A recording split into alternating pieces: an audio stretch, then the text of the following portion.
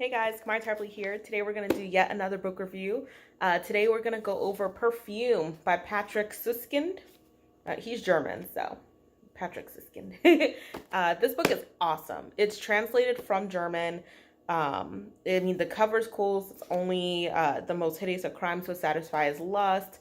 I was a little skeptical at first and stuff. Like, I was interested in the synopsis in the back, but I was a little skeptical because it was like, oh, 3 months on a New York Times bestseller list. You guys know how I feel about that list. A Fable of Criminal Genius, remarkable by New York Times. So I'm just like, I'm not sure. But, the fact that it looks all old agey and stuff, and then the cover and the synopsis got me. So I was like, okay, let's check it out. It's essentially about this guy named Kamaya. I know I really cannot pronounce it, and it's funny because I took French and I should be able to pronounce it, but it's a tough word. We're just gonna call him G.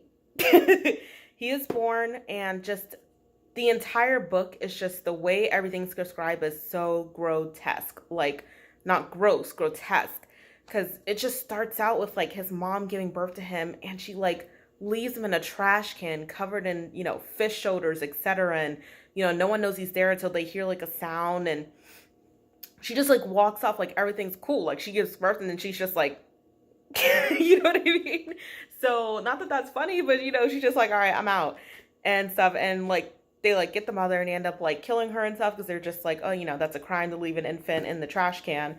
So he just starts out his death, he starts out his life just being hated and, thought of as almost like a monster because his own mother didn't even want him. She rejected him. So that's, sometimes when you look at books and you see certain themes, a parent's rejection of a child from birth is really extremely significant, and sometimes can be seen as setting the track to the rest of the child's life. So this definitely set the track, I think.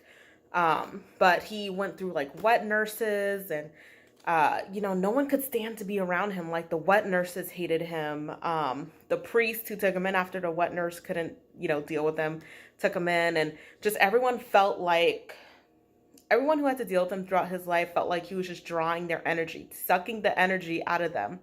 And the one thing I think is really interesting about this book is that as they go out his life, they mention that he has no sense of smell. He can't smell himself. Everyone just thinks he's so strange because he doesn't have a scent. And they just reiterate the word like nose and smell, and just they reiterate this theme throughout the whole entire thing. And with books, sometimes you have to be careful with that because sometimes you can just talk about it way too much and it gets frustrating. You're just like, gosh, move on.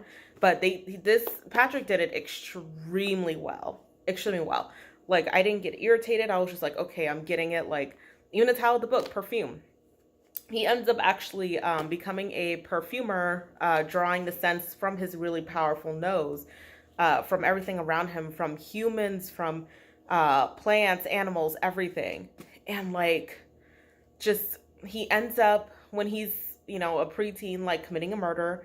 And for him, he's just like, wow, like this drew, and it's a young girl, it drew the scent in for him. And he was just like, wow, this is the most amazing thing I've ever smelled in my life.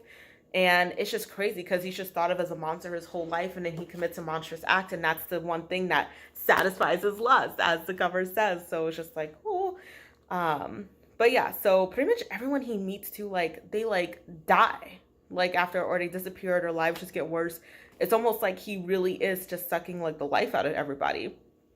And it's crazy. And just, he's never loved and stuff. He even retreats to a cave for a very long time until one day he has a dream. He smells himself, and it's like he can't deal with it and stuff. So he, goes back to the town, and it's crazy. One of the parts of the book, he has to create a scent that mimics human. He's so interested in, seeing what it's like to create a scent that mimics humanity smell. And he ends up using like cat poop and like rancid milk and stuff, cheese, the most disgusting of scents. And he puts that all together and then covers that in some of the wonderful smelling perfumes.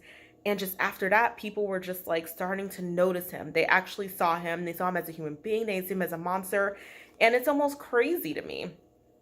It's almost a crazy thing. Like, I tried to dissect it as much as I could, and I'd really be interested to see how you guys dissect it down in the comments, or on IG, whatever.